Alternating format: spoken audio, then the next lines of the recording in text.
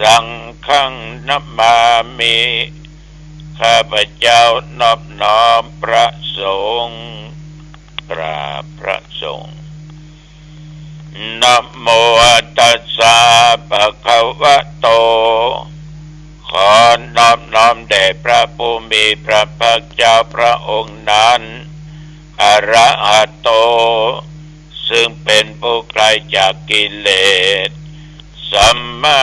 สัมพุทธัสสะตรัสรู้ชอบได้โดยพระองค์เองนะโมตัสสะภะคะวะโตขอนอบน้อมแด่พระผู้มีพระภาคเจ้าพระองค์นั้นอรหัตโตซึ่งเป็นผู้ไกลจากกิเลสสัมมาสัมพุทธัสสะตรัสรู้ชอบได้โดยพระองค์เองนะโมตัสสะภะคะวะโตขอนอบน้อมแด่พระผู้มีพระภาคเจ้าพระองค์นั้นอรหัตโตซึ่งเป็นผู้ไกลจากกิเลสสัมมาสัมพุทธัสสะตรัสรู้ชอบได้โดยพระองค์เองพุทธังสรณังคัจฉามิธัมมังสรณังคัจฉามิสังฆังสรณังคัจฉามิทุติยัมปิพุทธังสรณังคัจฉามิทุติยัมปิธัมมังสรณังคัจฉามิทุติยัมปิสังฆังสรณังคัจฉามิตติยัมปิธัมมังสรณังคัจฉามิตติยัมปิสังฆังสรณังคัจฉามิยะโตอังภะคิเนอะลิยายาชาติยาชาโตนาปิชานามิสันจิจาปานังชีวิตาโวโรเปตาเตนะสัจเจนะโสติเตโหตุโสติขัพพัสสะโพชังโคสติสังฆาโตธัมมานังเวจโยตถาวิริยัมปิติปัสสติโพชังคาจะตถาปะเรสัมมาทุเปกะโพชังคาสัตเตเตสัพพะทัสสินามุนินาสัมมาทัคคาตาภาวิตาภาหุลิกตาสังวัตตันติอภิญญายะนิพพานายะจัพโพธิยาเอเตนะสัจจวัชเชนะโสติเตโหตุสัพพทาเอกัสสมิงสัมมะเยนะโตโมคันลานัญจกัสสปังกิลาเนตุกิเตติสวาโพชังเคสัตตะเทสะเยเตจะตังอภินันติตวาโรกามุตกิงสุตังคะเนเอเตนะสัจจวัชเชนะโสทิเตโหตุสัพพทาเอกทาธัมมราชาปิเกลัญเยนะปิเปริโตยุนตาเตเรนะตัญเยวะพันนาเปตวานะสัทธลังสัมโมติตวาจะอาภัทธาตัมอาวุธาสิธานะโสเอเตนะสัจจวัชเชนะโสติเตโหตุสัพพทาปะหินาเตจะอาภัทธาตินันนัมเปมะเยสินังมัคคะอัตตะกิเลสาวะปัตตานุปติธรรมะตังเอเตนะสัจจวัชเชนะโสติเตโหตุสัพพทาภวตุสัพพมังคะลัง รักขันตุสัพพะเทวตาสัพพะพุทธานุภาเวนะสัทธาโสติภวันตุเตภวตุสัพพะมังคลังรักขันตุสัพพะเทวตาสัพพะธัมมานุภาเวนะสัทธาโสติภวันตุเตภวตุสัพพะมังคลังรักขันตุสัพพะเทวตาสัพพะสังฆานุภาเวนะสัทธาโสติภวันตุเตขอถวายพระพรกรมอุตุเพิ่นก็ได้ตักได้เตือนเนาะว่าระยะนี้นี่ระมัดระวังเรื่องฟ้าเรื่องฝนเรื่องลมหรือพายุเพราะมันเกิดน้ำท่วมขึ้นหลายที่ละหลายจังหวัดละนำความเสียหายที่เกิดขึ้นแก่ทรัพย์สินแก่พี่น้องชาวบ้านสำหรับตั้งแต่ตะวันมาถึงปัจจุบันนี้เที่ยวบริเวณวัดหนองตองใกล้เคียงตะวันนี้ญาติโยมเปิ้นมาวัดมาว่ากันวันศีลวันธรรมวันแห่งพระพุทธเจ้าฝนตกตั้งแต่เช้าแล้วหรอลงมาไม่ใช่น้อยก็เรียกว่าน้ำจนปอจึงนองในวัดแต่ก็ว่าศรัทธาญาติโยมเพิ่นก็ยังบุญทำผลเนี้ยมาวัดมาว่ามาไหว้พระนพธรรมมาสมทานเอาศีลมาทำบุญตักบาตรมารักษาศีลกินทานกันอยู่บางคนก็กางจ้องมาบางคนก็นั่งรถเครื่องมาบางคนก็รถยนต์มาส่งกันแต่ว่านี่บรรยากาศไม่ได้ฝนก็เป็นอันว่ากินของง่ายก็ยังตกอยู่นะบันเล่นเหมือนกันนะแต่เอาเข้าใกล้เที่ยงมามันก็หยุดไปลงบอกปลายเนี่ยมาให้พอดีจนว่าค่ำแต่วันนี้ญาติโยมอุณหภูมิ25 องศาแต่อันนี้คือเรื่องฝนเรื่องอย่างตอนในเมืองตกนักลงลูกศิษย์ลูกหาโทรมาแจ้งโทรมาบอกแต่ว่ากินเขาง่ายแล้วก็ตึมไปไหนเนาะเป็นวันศีลวันธรรมลงก็นั่งอยู่วัดก็ได้มีญาติมีโยมจากบ้านเปียงมาเป็นคณะมากินมาทานร่วมนอกนั้นก็มาจากอำเภอสระปีจากในเมืองเชียงใหม่จากหางดงบ้านบักไก่บักไก่กันมากระทำบุญช่วยตุเจ้าจัดซื้อหาเครื่องมือการแพทย์ไว้ที่ห้อง ICU ของโรงพยาบาลหางดงตัวเจ้าก็ต้องขออนุโมทนาในน้ำจิตน้ำใจของญาติของโยมเป็นอย่างนักเนื้อเป็นต้นว่าพ่อคำแม่แสงอินแถลงบ้านใหม่สันวนะ200 กล่องบุญร้านแม่แสงล่าสลับพียมปราณียมจิรนันท์ยมวริยาพร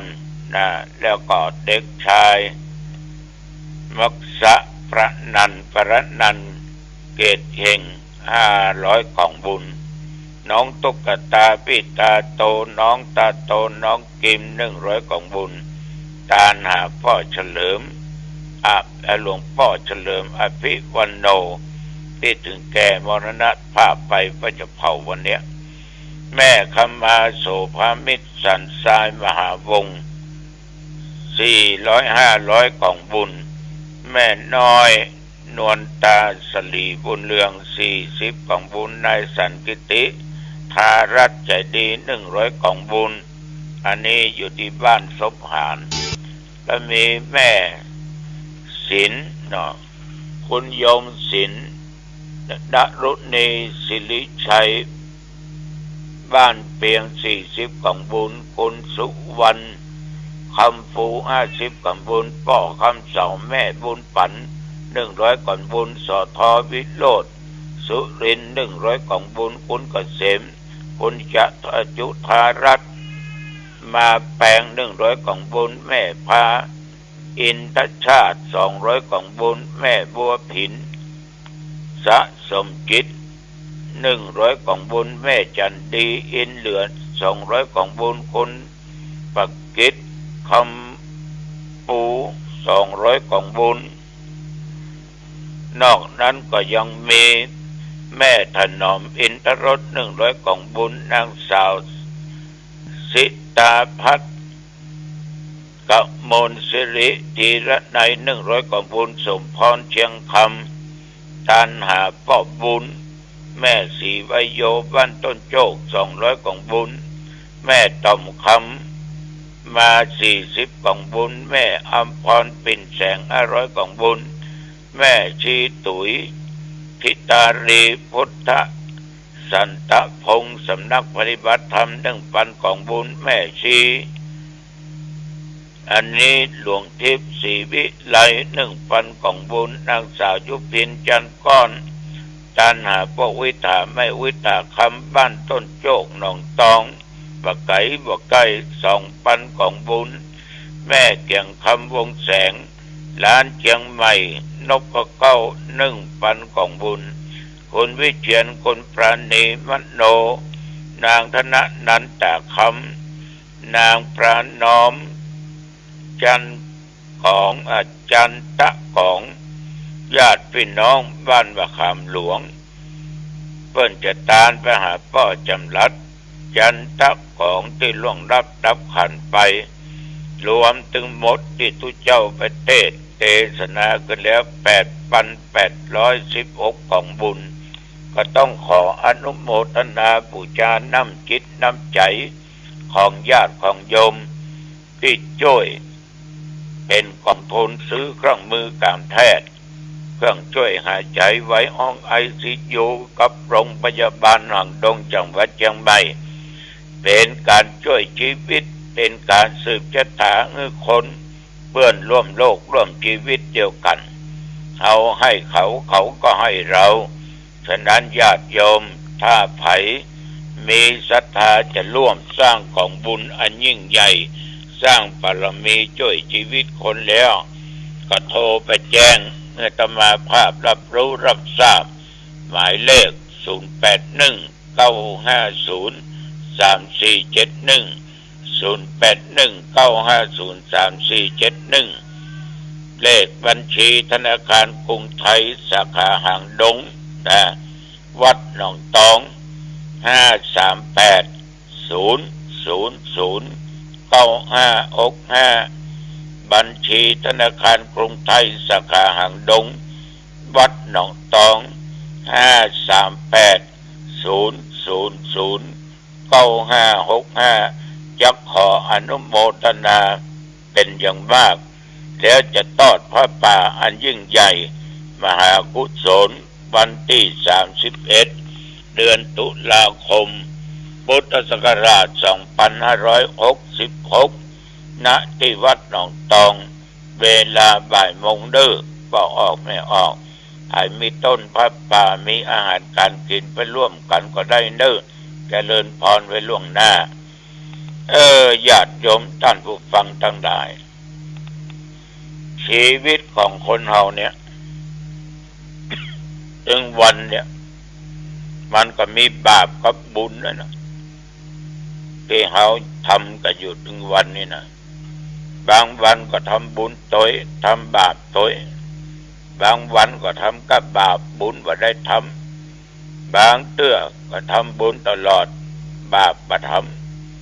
บางเตื้อก็ทำบาปอยู่วันยังค่ำบางเตื้อก็ทำบุญอยู่วันยังค่ำมันก็คละกันไปแต่ว่าถ้าไปเสียบาปคือความชั่วมันนักละบุญนั่นจะลำบากพี่น้องญาติโยมท่านผู้ฟังทั้งหลาย คนเราเนี้ยที่เกิดมาในโลกเนี้ยมันจะบัดเต้าเทียมกันสติปัญญามันจะแตกต่างกันบารมีมันจะแตกต่างกันนิสัยต่างๆก็จะผิดกันเอายกตัวอย่างการปฏิบัติการฟังเทศน์ฟังธรรมในสมัยพุทธกาลคือสมัยเมื่อพระพุทธเจ้ายังมีพระชนชีพอยู่นั้นครับสมัยปัจจุบันเนี่ยมันจะผิดกันญาติโยมสมัยพุทธกาลนั้นนั่งฟังเทศน์ฟังธรรมก็ได้บรรลุมรรคผลเป็นจำนวนมากแต่ในสมัยนี้มันก็หายากหน่อยอาจจะมีนะอาจจะมีแต่ก็หายากฉะนั้นพระพุทธเจ้าเนี่ยพระจึงตรัสบอกไว้ว่าคนเฮาสัตว์โลกทั้งหลายที่เกิดมาในโลกเนี่ยมันมีอยู่4จำพวกเปรียบเสมือนกับดอกบัว4เหล่า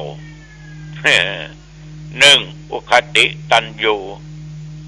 คือบุคคลไหนบุคคลใดก็ตามที่เมื่อฟังเทศน์ฟังธรรมของพุทธเจ้าแล้วก็บรรลุทันทีเหมือนกับพุทธเจ้าแสดงธรรมกันแรกโปรดปัญจวัคคีย์ทั้ง5เทศน์ธรรมจบโกณฑัญญะก็ได้ดวงตาเห็นธรรมได้โสดาปัตติมรรคโสดาปัตติผลญาติโยมต่อมาก็ได้สำเร็จเป็นพระอรหันต์แม้แต่อีก4 คนก็บวชแล้วก็ได้สำเร็จเป็นพระอรหันต์กันแต่ในยุคปัจจุบันเนี่ยมันจะยังอันนี้ก็หายากนะหายากแต่อาจจะมีก็ได้เพราะเอาบ่สามารถที่จะหูได้คนที่หูก็คือตัวเองเป็นผู้รู้ฉะนั้นญาติโยมจำพวกนี้มันเหมือนแสงพระอาทิตย์เนาะเหมือนดอกบัวมันพุดขึ้นมาละมันบานละมันจะรับแสงพระอาทิตย์ได้เต็มที่พวกที่2วิปัสสิตัญญูอันนี้การฟังกันอย่างก็ตามจะต้องอธิบายเนื้อความก่อนเอาจนเข้าใจนะมันยังมีความสงสัยมีความลังเลอยู่ว่าบุญนะมันมีแต่กะบาปมันมีแต่กะนรกสวรรค์มันมีแต่กะเมืองนิพพานมันมีแต่กะมันมีหนทางไปกะคนจะพวกนี้ก็จะต้องอธิบายให้ฟังกันนะจนเข้าใจจึงจะสำเร็จมรรคผลได้จำพวกที่3นัยยะบุคคลคือคนที่จะต้องมีการฝึกฝนแล้วลืมไปลืมมา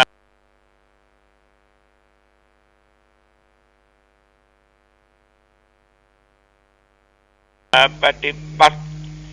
นะต้องเอาหนักกว่าที่2จึงจะได้มรรคผลได้อันที่4นี่นะแกเนอะปัทะปรมะบุคคลนี่นะคือคนที่มันอู้ยากสอนยาก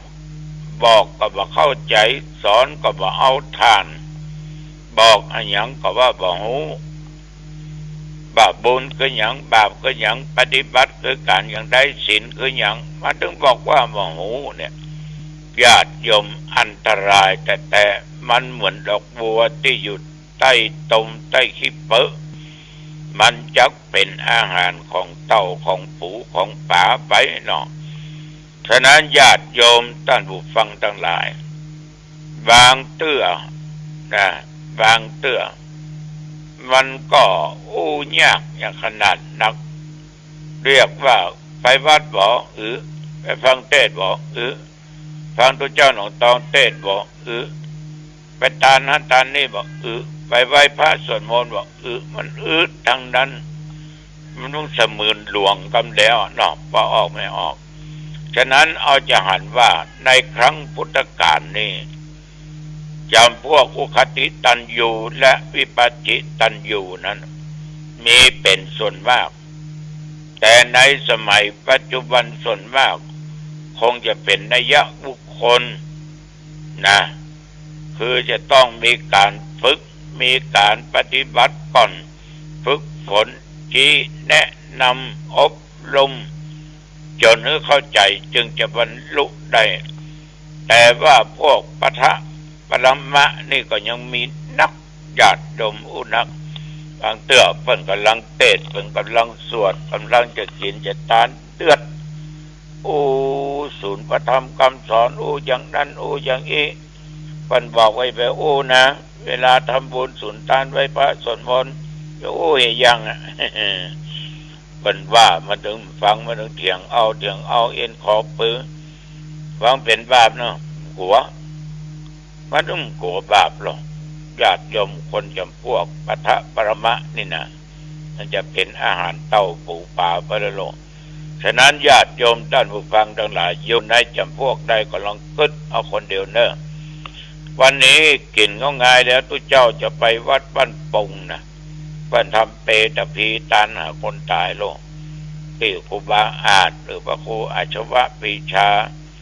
แล้วว่าจะไปปุ๋ยสลากตันหมูเตี่ยมเพื่อป่าสร้างวัดสปุงน้อยวัดลูกศิษย์ลูกหาเมื่อคืนนี้พี่น้องญาติโยมตำบลขุนคงศพแม่ข่าบ้านกาดถวายปะกันเนอร์ธรรมทูต